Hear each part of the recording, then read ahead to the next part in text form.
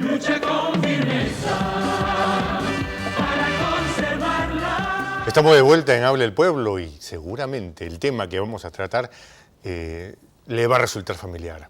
Cuando un candidato sale, y Ricardo Belmont alguna vez lo dijo, ¿no? Si alguien dice, oiga, yo le ofrezco 4 millones de puestos de trabajo, no faltará el candidato que dirá, yo le ofrezco 5. Pero realmente, ¿hasta qué punto estas ofertas tienen un sustrato real? ¿Hasta qué punto se pueden cumplir? Señor director, presente usted el segundo titular de la noche.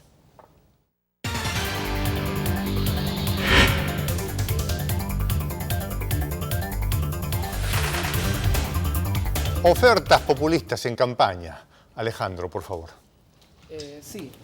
¿Qué tenemos por ofertas populistas? Son aquellas ofertas que no son realizables, digamos que son ofertas demagógicas, que sabemos que no se van a ajustar a la realidad, pero a la gente le gusta escucharlas, ¿no? Y eso es lo que sucede constantemente. Eso me recuerda a mí también en la época en que, bueno, Hitler quiso disfrazarse de demócrata, participar en elecciones, y siempre movía a la gente ¿de qué manera? Yendo a lo que a la gente le gusta escuchar, lo que la gente quiere y les mueve, nacionalismo, el odio a los judíos, ¿no? Ese tipo de cosas.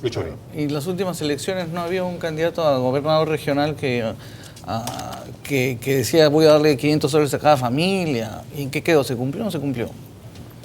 O sea, Pedro, por favor. Yo creo que las democracias se construyen en las sociedades y en los países cuando se fortalece a la clase media. La clase media ocupa un rol protagónico en el desarrollo de los pueblos. Acabo de estar revisando un trabajo de un politólogo de la Universidad Católica y, por ejemplo, una característica de este proceso de elecciones es que quienes tienen fortaleza en el nivel DE, la pregunta es, ¿en base a qué se da esa fortaleza o esa fidelidad? Y lamentablemente tenemos que decirlo, es la vieja política de la butifarra o del regalo. ¿Cuál es la oferta política que les ha parecido más inaccesible, digamos, alucinada de todos nuestros candidatos? Porque las hay varias y muy variadas. Bueno, en mi caso yo creo que definitivamente que se ha dado a lo largo de toda la historia reciente es el tema de la pena de muerte. Siempre lo escucho, siempre pena de muerte. Yo tengo una hipótesis sobre eso. Un político que te ofrece pena de muerte para cualquier tipo de delincuente, o es un ignorante, definitivamente, del sistema jurídico, es ignorante, o es demasiado vivo y se va a convertir en cualquier momento en un dictador. Esa es mi hipótesis. O simplemente se quiere burlar de la gente, ¿no? Dice, ustedes no saben, eso es lo que los mueve, se van a emocionar y van a votar por mí, ¿no? Para mí, la salida de la Fuerza Armada como medida para arreglar el problema de seguridad, si es que vamos a poner la Fuerza Armada para cuidar instalaciones estratégicas, para tener más policías en las calles, tiene sentido. Pero la Fuerza Armada persiguiendo delincuentes, eso no funciona, eso es imposible, porque no está preparado un soldado que tiene un AKM para perseguir a un delincuente, simplemente está preparado para el arte de la guerra. Y el problema de seguridad es un problema que tiene que ver con oportunidades para los jóvenes, con inteligencia, con cárceles donde se trabaje, en lugar de ser emporios de la delincuencia, donde haya sistemas que impidan la comunicación por celular y los secuestros y las amenazas, las intimidaciones que vemos hoy. Yo creo que faltan soluciones de fondo. Lucho, por ejemplo, si me permites, propuestas como la del candidato Barnechea que dice vamos a renegociar los contratos en el caso de gas de Camisea. Sin embargo, un contrato, según entiendo, no se puede renegociar porque a una de las partes se le ocurra, ¿no? Si es que no hay una cláusula. Pero a uno se le tiene que ocurrir empezar a hablar del tema para involucrar a la otra en una negociación. Pero en ese caso sí se justifica porque el problema afecta a la propia empresa privada que invirtió en el gas. ¿Por qué? Porque el proyecto de exportación se hizo sobre la base de una economía de $10 y ahora está en $2 el precio en México. Entonces, la propia Shell, titular de los derechos de exportación de este proyecto, está interesada en renegociar ese contrato. Entonces, ¿cómo el gobierno peruano, que está también siendo afectado con un precio tan bajo por el que se paga el gas, es perfectamente viable? Lo que no se puede aceptar es quien patee el tablero, quien actúe irresponsablemente, y porque cuando termina escuchamos pagando la propuestas cuenta. como, por ejemplo, voy a construir un tren que vaya de Tumbes a Tacna. ¿Qué pensamos ante esto? ¿O frente a qué estamos? Todo es posible, ¿no? Hay que hacer números de ingeniería. Si se da en concesión o se licita y alguien dice yo puedo hacerlo y veo la manera de que la gente va a pagar para utilizarlo, Pero ¿Sí realmente cuadra? necesitamos eso, Alejandro. Bueno, el hecho del tren es un tema ya de hace 2 siglos. Yo creo que ya hay nuevos medios de comunicación, inclusive mucho más o de repente un tren, pero de última generación. Pero como justamente mencionaba Ore, yo creo que solo es realista si la propuesta técnica en verdad convence con datos que se puedan dar, ¿no? En ese caso. Lo que sí quisiera ahondar, J, es con respecto al tema de los contratos, ¿no? Si yo puedo renegociarlos o no puedo renegociarlos. Lo que pasa es que un país tiene que tener una estabilidad jurídica. ¿Qué es esto? Yo, un empresario que va a venir a invertir en mi país, tengo que hacerle ver de que cambie el gobierno, cambie el presidente que esté, yo voy a respetar tu contrato y como tal puedes venir a invertir a mi país, ¿no? Y si yo pateo el tablero, como dice, pues lógicamente estoy demostrando que es un país irresponsable, es informal. ¿Yo para qué voy a negociar con un país de ese tipo? Lógicamente, como también mencionábamos, si es que de por sí el contrato está dañando a las dos partes, lógicamente ellos podrán sentarse, podrán entrar en una negociación y podrán corregir el contrato que se vaya a dar, siempre y cuando respeten también como el contrato que indique, ¿no? Cualquier solución se dará, no sé, de repente por conciliación, ¿no? El O expresidente arbitraje. Calderón vino al Perú en una conferencia y dijo que gracias a los descubrimientos de gas, de shale gas de esquisto en Estados Unidos, el gas en Estados Unidos es muy barato. Por lo tanto, él consideraba que el Perú perfectamente podía reducir la cuota de exportación a México, considerando que México puede encontrar el gas que necesita para su economía y ahí ayudaría al Perú. Pedro, si me permite, por favor, tenemos llamada del público. Adelante. Aló, buenas noches, gracias por llamar, adelante, le escuchamos. Aló, muy buenas noches. Sí, adelante, por favor. Quería opinar sobre el ejemplo que puso el señor del semáforo en el tema anterior, ¿se puede? Sí, por favor, verísima, de la manera más ¿Qué breve, pasa, por favor. señor, si el semáforo está malogrado? ¿El señor se va a quedar parado ahí hasta que pase los otros o va a pasar el semáforo? Ok, muchas gracias, muchas gracias. Aló, buenas noches, gracias por llamar, adelante, le escuchamos. Aló, buenas noches, adelante, le escuchamos. Aló, quisiera opinar principalmente sobre el tema anterior, si me permite, por favor. Sí, por favor, a ver, bueno, parece que Mira, es un tema que... el analista ahí, Pedro Gamio, creo que está planteando bien las cosas, ¿no? Que tiene que ver principalmente con cuestiones políticas en estos momentos. Okay. Si partimos de la que se tiene que supuestamente se tiene que aplicar todas las muchas normas, gracias. las leyes, Le agradecemos. decretos, primeramente tendríamos que partir si las mismas instituciones la están aplicando. Por ejemplo, el Jurado Nacional de Elecciones, por ejemplo, ¿no? Una situación, por ejemplo, se plantea que debería haber democracia interna en los diferentes partidos políticos. Pero estamos bien claros que los diferentes partidos políticos, por ejemplo, de la APRA, la institución de Toledo, de Kuczynski, no se desenvuelven democracias internas. Entonces, lo que se mueve ahorita con respecto a la situación de Julio Guzmán tiene que ver primeramente porque se mueven detrás de esos intereses políticos. Ok, muchas gracias. Bueno, lo que le vamos a pedir es que sí, pues respetamos las normas y también los tiempos. Y el tema que estamos hablando ahora es uno distinto. Y de eso se trata, ¿no? Poder respetar los tiempos y los límites también. Estamos hablando ahora de los discursos excesivamente populistas. ¿Hasta qué punto, cuando escucha a un candidato, le cree usted? Buenas noches, adelante, le escuchamos. Buenas noches. Sí, adelante, por favor. Mire, es con respecto al panelista que habló con respecto a la aplicación de las Fuerzas Armadas en el tema de seguridad ciudadana. Sí, adelante. Parece que el señor desconoce de que las Fuerzas Armadas de hace más de 10 años están asistiendo a misiones de paz donde se maneja directamente en manejo de seguridad de manera internacional. Ok, muchas gracias. Aló, buenas noches, adelante, le escuchamos. Aló, buenas noches, adelante, le escuchamos. Buenas noches. Sí, adelante, por favor. Da gusto que estés en este tema porque la gente tiene que darse cuenta de que realmente los políticos siempre prometen y nunca cumplen. Por ello, es necesario que los medios de comunicación hagan saber técnicamente qué es posible y qué no es posible, porque la gente de la clase media a veces ignora y desconoce de estos aspectos, ¿no? Okay. Por ejemplo, el decir Alan García no que van a renunciar todos los parlamentarios, pero ¿será posible eso? Ok, muchas gracias, muchas gracias. El señor García Pérez dice, voy a hacerle firmar un documento, de hecho ya les hizo firmar un documento, ¿no?, por el que sus parlamentarios, si es que llega a tenerlos, renunciarían a la inmunidad parlamentaria, pero ¿es así de fácil o es solo para las tribunas? Claro, después salió otro Iberico, creo, diciendo no pueden renunciar a la inmunidad parlamentaria. Y también la inmunidad parlamentaria se ha prostituido de alguna manera, porque no es inmunidad para cometer cualquier delito, son delitos en función. Pero podría haber sido más creativo como Barnechea, ¿no? Que el día de la conferencia anticorrupción leyó una carta diciendo, esta es la carta que le he presentado al presidente de... ¿Pero qué piensa de la propuesta de García? Exige reforma de la Constitución. No es tan fácil. La inmunidad... ¿Es una propuesta populista? No, es una propuesta, si va encaminada a la reforma de la Constitución, bienvenida. Pero si escenario... Pero es simplemente un compromiso declarativo, no es eficaz, no funciona. Por favor. Con respecto a lo que dijeron el televidente, ¿no? ¿Qué sucede si el semáforo está mal logrado? Me dice. Lógicamente eso es lo que nosotros llamamos en las normas excepciones, ¿no? Todas las normas tienen excepciones para cumplirse.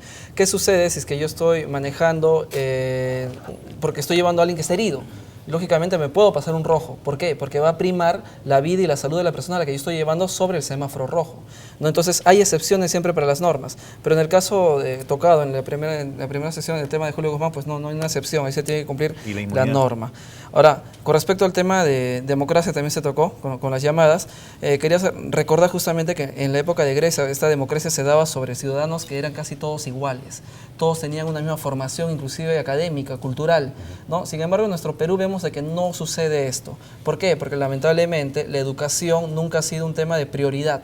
Entonces eso hace que no tengamos una democracia correcta. ¿Cómo hacer en todo caso para que los candidatos sean más responsables a la hora de hacer promesas y cómo hacemos para que el elector asuma también responsabilidad en el seguimiento de las mismas? Hacer que, por ejemplo, hoy día salió una observación importante, solo 2 de los 19 grupos en competencia se han preocupado del tema de la fiscalización ambiental. En un país donde el 50% del agua dulce está contaminada, en un país donde en la propia Lima todos los muchachos que ahora se compran raspadilla terminan enfermos. ¿Por qué? Porque todos los materiales, por falta de control y por falta de reglas, no se defiende la salud de la gente. Lo que nos falta esencialmente es políticas públicas que fiscalicen, que se cuide el agua, el suelo, el aire en el país. La pregunta es, ¿cómo podemos diseñar un sistema? Evitar que tengamos... Para que nos aseguremos que los electos cumplan lo prometido. Y si no cumplen lo prometido, pueden perder su posición. Yo creo que fuera de esto, o sea, ¿qué es lo que nosotros podríamos recomendar? Señores, acá lo que falta es educación. Una persona que está bien educada, que lee constantemente, no va a ser fácil de engañar. Pues lógicamente se va a dar cuenta de que la propuesta es irrealizable, es una propuesta absurda. Entonces vemos de que netamente es educación, es lectura. ¿Cómo más? La prensa, los canales de televisión deberían de estar infundiendo lecturas, libros, no lo que se ve constantemente, que son estas guerras, cosas tontas, cosas absurdas, que en nada le da una manera crítica a las personas.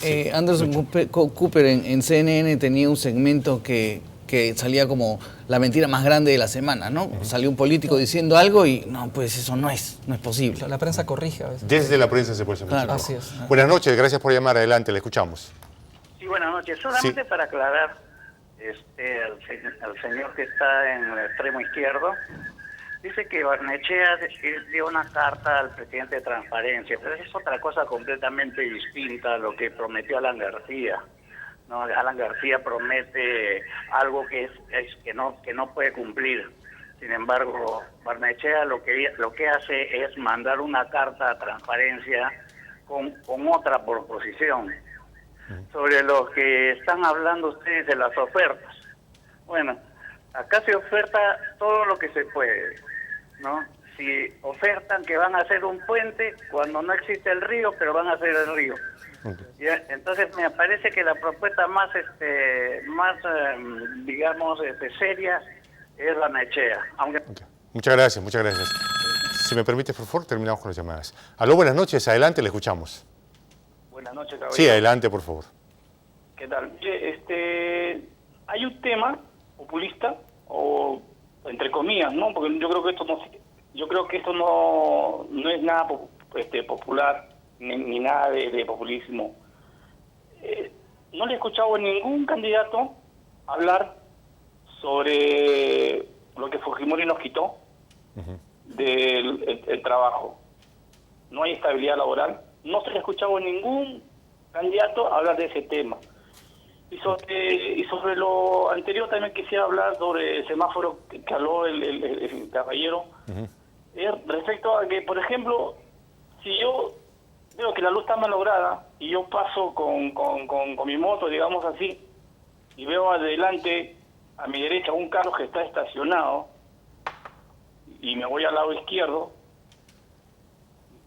¿me pondrán una papeleta por eso? Ok, bueno, es una pregunta. Gracias, gracias a las llamadas. Buenas noches, adelante, le escuchamos.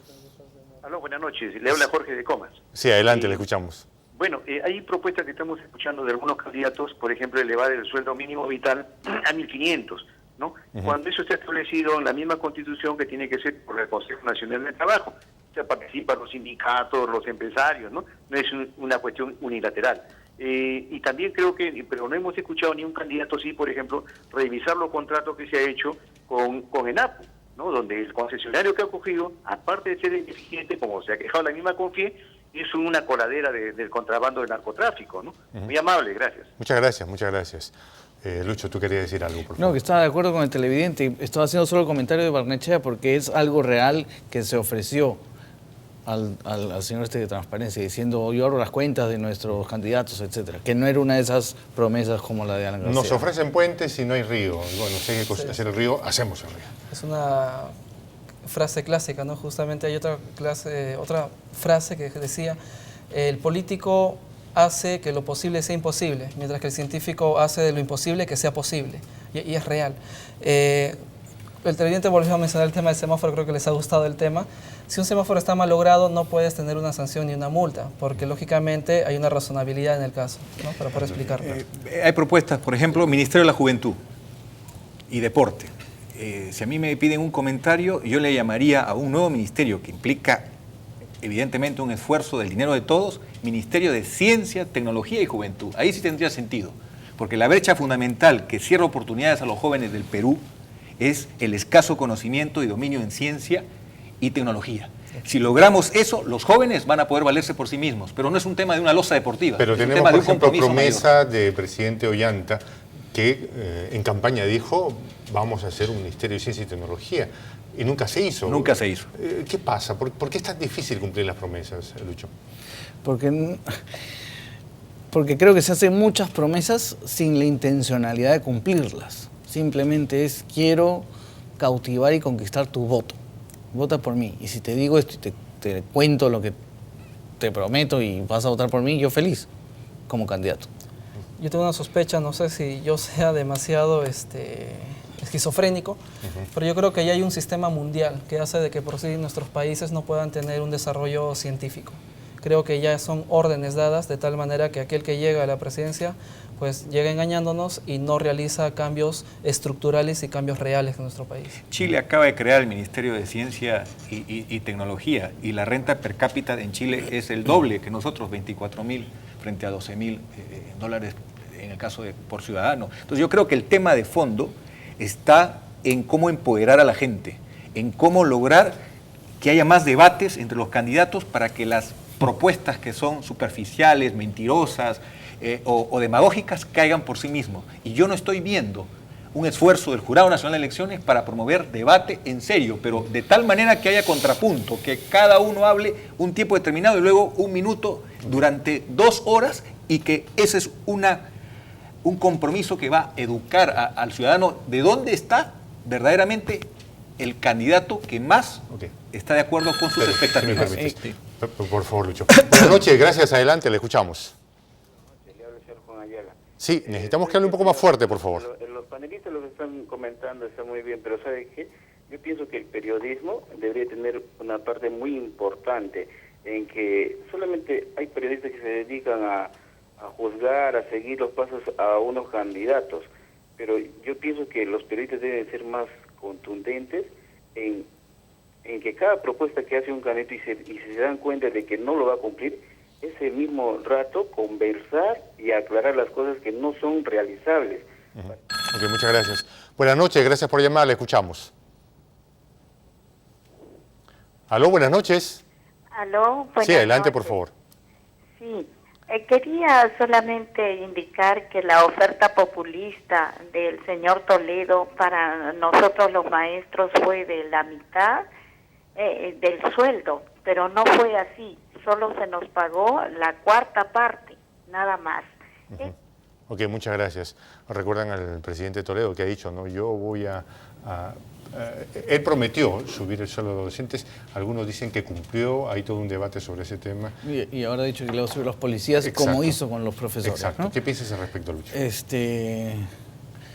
Me he quedado pensando en lo que dijo Pedro, que ¿por qué no tenemos más debates? Que es lo que pasa en sociedades o en democracias más sanas. ¿Qué hacemos en esta mesa con mucha constancia? Pero no necesariamente. No, tener a los candidatos debatiendo. En las primarias en Estados Unidos ya van como 6 debates que tienen todos los candidatos. Entonces la gente ya los va conociendo y uno se da cuenta pues si son mentiras o no. De todas estas de pronto ofertas electorales, que hay algunas risibles incluso, ¿hay alguna que te parezca realmente preocupante? Bueno, realmente preocupante.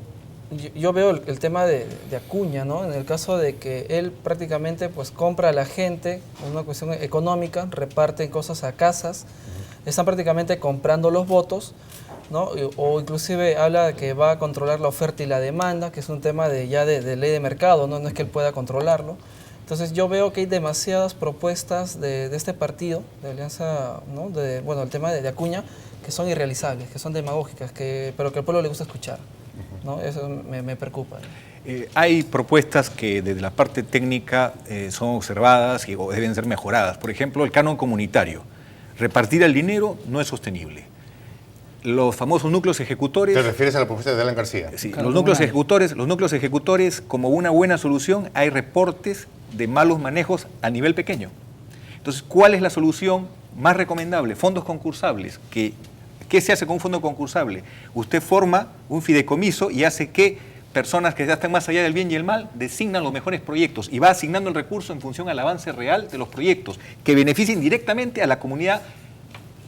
No pasen por el municipio, no pasa por el gobierno regional, es la sociedad civil organizada, pero garantizando infraestructura, garantizando mejoras en la calidad de vida de la comunidad. El hecho de plantear repartos de dinero tiene el riesgo de que, por ejemplo, cuando un funcionario anunció que iban a ser accionistas todos los que estaban cerca de un proyecto, todo el mundo cambiaba su DNI para mudarse al lado del proyecto. Pedro, ¿algún candidato con un discurso que no sea populista y que comience a repartir cosas y diga cosas que no va a cumplir, tendrá alguna oportunidad? Yo creo que sí, pero hay que favorecer el debate, el diálogo y que el ciudadano se forme un criterio, no sea todo publicidad, no sea todo maquillaje. Lucho, ¿qué piensas? Yo estoy de acuerdo. Es más, cuando Ricardo estaba en campaña, él no prometía y le decía a la gente, yo no voy a prometer lo que no voy a cumplir. Y yo creo que sí tenía posibilidades. O sea, no necesariamente le tienes que mentir a la gente para que la gente vote por ti. Eso dice bien del electorado, ¿no? Que estaría como en un proceso de maduración y asumiendo cierta responsabilidad. ¿Qué piensas tú? Yo creo que, como decimos, si hay un candidato de ese tipo que esté ofreciendo ese tipo de cosas tan absurdas, ¿tiene alguna oportunidad? Yo entiendo que tener una oportunidad en el sentido de que pues, esté captando electores que no estén con un criterio amplio, ¿no? Pero aquellos que ya tengan un criterio porque han leído, porque se están informando, no va a tener una oportunidad este tipo de candidato ante estos electores. Y esa es la idea, tener un país con ese tipo de electores, con una mente crítica hacia lo que hacen. Estaba en la universidad conversando con unos profesores hablando de varios candidatos y uno dijo, no, sobre este candidato, ese debería ser presidente en Suiza. Yo lo miré y pensé, o sea, el Perú no merece, parecerse además a Suiza que a una república bananera. Es lo que dicen, ¿no? Cada sociedad tiene el presidente que se merece, ¿no? Es un dicho que lamentablemente diría, oye, entonces todos los presidentes que hemos tenido, que han sido pésimos, nos los merecemos. Efectivamente, porque nosotros los elegimos. Vota bien. Entonces tenemos que votar bien, ser consecuentes con lo que estamos haciendo. Hay 16 documentos que se han trabajado de recomendaciones para planes de gobierno en CIES, con distintos expertos. Esos documentos, por ejemplo, deberían ser discutidos por los candidatos. Caballeros, se nos acaba el tiempo. Bueno, muchas gracias por habernos acompañado esta noche. Seguramente tendremos otros temas similares para que ustedes nos puedan acompañar. Muchas gracias. Nos vamos a una pausa. Volvemos.